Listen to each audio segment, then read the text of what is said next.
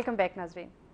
Doctor साहब, इस वक्त हमारे साथ लाइन पे एक कॉलर मौजूद हैं। जी अस्सलाम वालेकुम।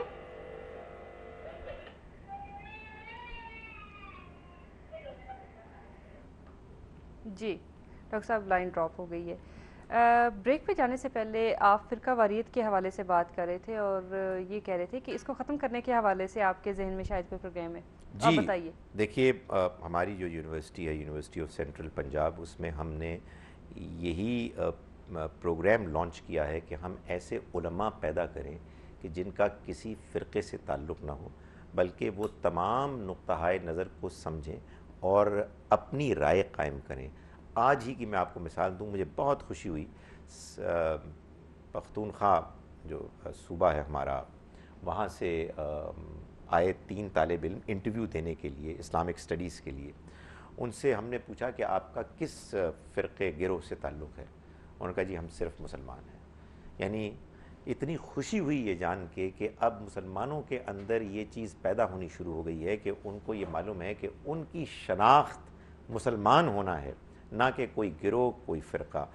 हम वहाँ जो तालीम दे रहे हैं उसमें इंशाअल्लाह अल अज़ीज़ हम लोगों को ये दावत देते हैं कि हम उनको दीन और दुनिया सिखा रहे हैं। उनको हम तमाम नुक़्ता-ए नज़र की बातें उनके दलाइल के साथ सिखा रहे हैं। हम उनको पाबंद कर रहे हैं कि उन्होंने कोई फ़िरक़े वारियत की बात नहीं करनी है, दलाइल देने हैं, एक दूसरे की बात सुननी है, अपनी बात पेश करनी है, इख्तलाफ करना है, लेकिन इख्तलाफ की हुदूद और इख्तलाफ की जो एटिकेट है उसके तहत रहते हुए। तो मैं दावत देता हूँ और लोगों को भी कि वो इसी तरह के प्रोग्राम शुरू करें, ताकि हमारे अंदर ये ना हो कि लोग मदरसे में जा रहे हैं और एक ख़ास गिरोह का ठप्पा लेके निकल रहे हैं, बल्कि उनको ये मालूम हो कि वो सिर्फ़ दीन के आलिम बनेंगे और उसमें दीनी तालीम, कुरान, हदीस, फ़िक़ा और मुख्तलिफ़ नुक़्ता-ए नज़र की बातें उनके दलाइल के साथ सुनेंगे, ताकि वो दयानतदारी से राय कायम करें कि उनका नुक़्ता-ए नज़र क्या है और वो मुसलमानों की रहनुमाई करें, ताकि मुसलमान मुत्तहिद हों, ना कि टुकड़ों टुकड़ों में बढ़ जाएं।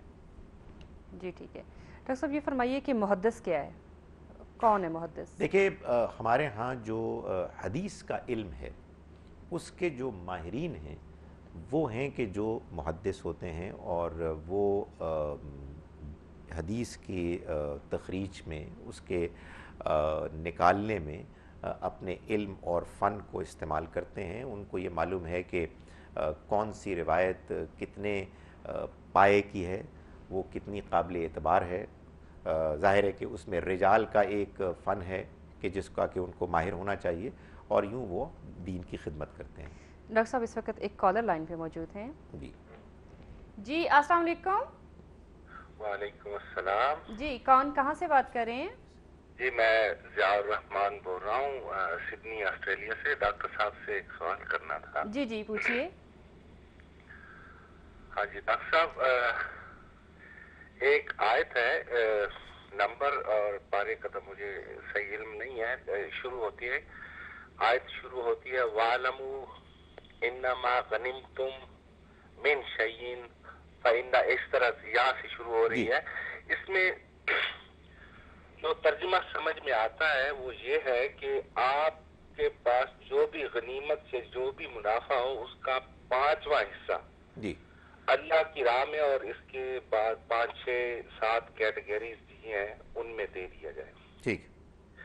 मेरा सवाल सिर्फ आपसे ये है कि आप इसकी मुझे सही तफसीर बता दें, क्योंकि जब हम शरीयत या अहादीस में जाते हैं तो उसमें ज़कात जो होती है वो हमें 2.5% बताई जाती है, जबकि इस आयत में जो मुझे समझ आ रही है वो ये है कि अपनी कमाई का या जो भी गनीमत जो भी मुनाफा आपके पास हो उसका 5वां हिस्सा अल्लाह की राह में और रसूलुल्लाह सल्लल्लाहु अलैहि वसल्लम और रिश्तेदार, गुरबा, मसाकीन और रास्ते के लोगों के लिए।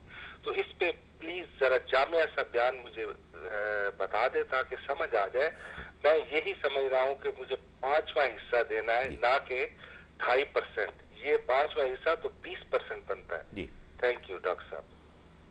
देखिए ज़िया साहब, मैं कोई ऐसी बात तो नहीं कर सकूँगा कि जिससे फौरी तौर पर आपकी राय बदल जाए। आपकी राय दयानतदारी की बुनियाद पर कायम हुई भी है, और आप भी गौर कीजिए, मैं भी आपकी बात पर गौर करूँगा।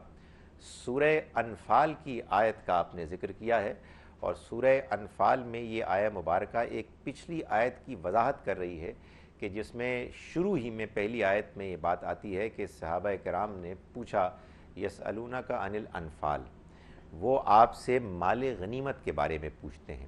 تو نبی صلی اللہ علیہ وسلم کو بعد میں جا کر یہ آیہ مبارکہ نازل کر کے اللہ تعالیٰ نے بتایا کہ ان کو یہ بتا دو کہ مال غنیمت، یعنی جب تم جنگ لڑتے ہو، جہاد کرتے ہو، تو دشمن جو اپنا مال چھوڑ کے جاتا ہے اس مال کو مال غنیمت کہتے ہیں۔ اس کو جب تم حاصل کرو گے تو اس کا 1/5 حصہ وہ ہے کہ جو ان مدات پر خرچ ہوگا۔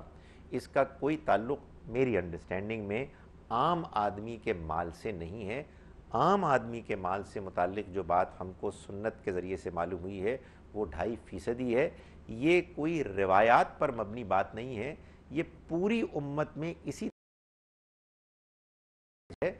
قرآن مجید کی آیت جو بات بیان کر رہی ہے، میری رائے اب تک یہی ہے کہ وہ مال غنیمت کے بارے میں بات کر رہی ہے، نہ کہ عام زکوٰۃ کے معاملے میں بات کر رہی ہے۔ ڈاکٹر صاحب اس وقت ایک اور کالر ہمارے ساتھ موجود ہیں۔ جی السلام علیکم۔ السلام علیکم۔ ہیلو جی ہیلو جی جی محترمہ بولیے، آپ کی آواز آ رہی ہے۔ جی جی السلام علیکم۔ جی وعلیکم میں السلام۔ اسما بات کر رہی ہوں اسلام آباد سے۔ جی سپنا۔ ہیلو جی جی ہیلو جی اسما، آپ کا کیا سوال ہے؟ جی جی سر دہی سے میرا کوشچن تھا۔ سر میرا بیٹا ہے جس کی ایج 15 سال ہے۔ ٹھیک ہے سر پرابلم ان کے ساتھ یہ ہے کہ انہیں ایپیلیپسی ہے، تو سر وہ ان کے ساتھ کیا پرابلم ہے؟ پیشنٹ ہے، تو اس کے لیے جو میڈیسن ڈاکٹر وغیرہ نے دی ہے تو وہ اس طرح ہے کہ وہ ڈیلی لینی ہوتی ہے، کوئی دن ہم مس نہیں کر سکتے ہیں۔ تو سر ایسے اللہ کا شکر ہے 3 سال سے جب سے وہ میڈیسن لے رہے ہیں بالکل ٹھیک ہے، کوئی پھر فٹس وغیرہ نہیں ہوئے۔ لیکن اس دفعہ کوئی روزہ رکھا انہوں نے اس ویکینڈ پہ، تو میرے کوئی دوست آئے ہوئے تھے، تو بڑی گھر میں بچے تھے، جاگتے رہے، کافی دیر ہو گئی، سحری ہو گئی، اس کے بعد سحری ختم ہو گئی، سر روزہ بھی رکھ لیا۔ اذان کے بعد فجر کی اذان کے تقریباً 5 منٹ ہوئے ہوں گے، تو انہیں خیال آیا کہ انہوں نے تو اپنے ٹیبلٹ نہیں لیے۔ وہ مجھ سے کہنے لگے ماما میں تو آج ٹیبلٹ بھول گیا ہوں، میں نہیں لے سکا۔ میں نے کہا بیٹا لے لو فوراً، مگر صرف 1 گھونٹ پانی کے ساتھ لینا۔ سر ڈاکٹر نے کہا کہ اگر ایک دن بھی مس ہو جائے نا تو یہ بچہ جہاں سے شروع ہے وہیں ہو جائے گا، آ جائے گا، یعنی پھر سے وہی پرابلم شروع ہو جائے گی۔ تو سر اس کے بعد انہوں نے روزہ بھی اپنا کمپلیٹ کیا، اللہ کا شکر ہے ٹھیک ٹھاک رہے۔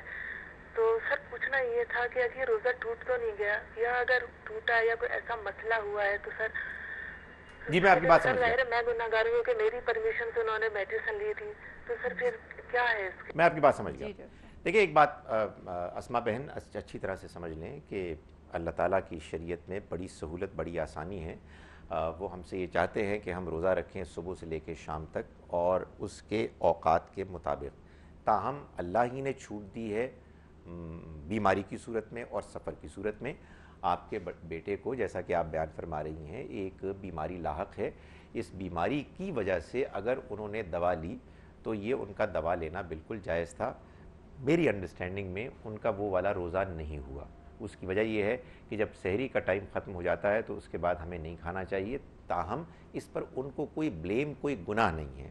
آپ ان کو کسی موقع پر کہ جب ان کے لیے بعد میں روزہ رکھنا ممکن ہو، سردیوں میں جب دن چھوٹے ہوتے ہیں تو ایک روزہ رکھوا دیجیے گا، ان کو ڈسکریج نہ کریں، ان سے کہیں کہ ہم سے غلطی ہو گئی، ہماری انڈرسٹینڈنگ میں کچھ قصور تھا، لیکن بہرحال ان کے اس دوا لینے کی وجہ سے انشاءاللہ کوئی گناہ نہیں ہوگا، اس لیے کہ وہ بیمار ہیں اور بیماری کی حالت میں وہ دوا لینا ان کے لیے ضروری تھا۔ ڈاکٹر صاحب ایک اور کالر اس وقت منتظر ہیں۔ جی السلام علیکم۔ السلام علیکم۔ ہلو۔ جی السلام علیکم۔ جی وعلیکم السلام، کون کہاں سے بات کر رہی ہیں؟ ہیلو۔ آپ کون؟ آواز نہیں آ رہی؟ آپ کی آواز ہمیں آ رہی ہے، آپ سوال کیجئے۔ اچھا، ایک تو آپ کا پروگرام بہت اچھا ہے، ڈاکٹر صاحب کو میرا سلام دیجیے گا۔ وعلیکم بہت السلام۔ مجھے یہ معلوم کرنا ہے اگر کوئی بچہ بینک میں جاب کرنا چاہے تو کیا وہ حرام ہوگی، یا کیا لوگ کہتے ہیں کہ بینکس کی جاب جو ہے وہ اس کی آمدنی حرام ہوتی ہے؟ ٹھیک ٹھیک۔ تو بس مجھے یہ سوال کرنا ہے، شکریہ۔ اب دیکھیے بات یہ ہے کہ جو ہمارے ہاں کمرشل بینکس ہیں وہ انٹرسٹ میں ڈیل کرتے ہیں، इंटरेस्ट रिबा है और रिबा हमारे दीन में हराम है, ये एक पहलू है। दूसरा पहलू ये है कि जिस ज़माने में अल्लाह ताला ने अपनी शरीयत नाजिल की तो रिबा को बहुत आखिर में हराम करार दे के उसको अल्लाह और उसके रसूल के ख़िलाफ़ जंग करार दिया, यानी ये कि ये ऐलान कर दिया गया कि अब अगर कोई रिबा में मुलव्विस होगा तो अल्लाह के पैगंबर सल्लल्लाहु अलैहि वसल्लम और वो मुआशरा उसके ख़िलाफ़ जंग करेगा। अब सूरत हाल ये है कि ख़ुद हमारा बैंकिंग सिस्टम, हमारा स्टेट बैंक इस इंटरेस्ट बेस्ड बैंकिंग को प्रमोट करता है। इस वजह से अगरचे कि वो शरीयत में अभी भी हराम है, लेकिन अगर कोई शख्स बैंक में काम करता है हम उसको गलत कहेंगे, हम उसको कहेंगे कि तुम कोई बेहतर जॉब तलाश करो। लेकिन अगर फ़र्ज़ कीजिए कि कोई शख्स मजबूर है तो उसकी मजबूरी की हालत में उसको ये कहेंगे कि तुम बादिल ना खास्ता इसको करो। बहरहाल बैंक में जॉब अगर कोई कर रहा है तो उससे यही दरख्वास्त है कि वो कोई बेहतर जॉब अगर तलाश कर सके तो ये लाज़िमन बेहतर है। हराम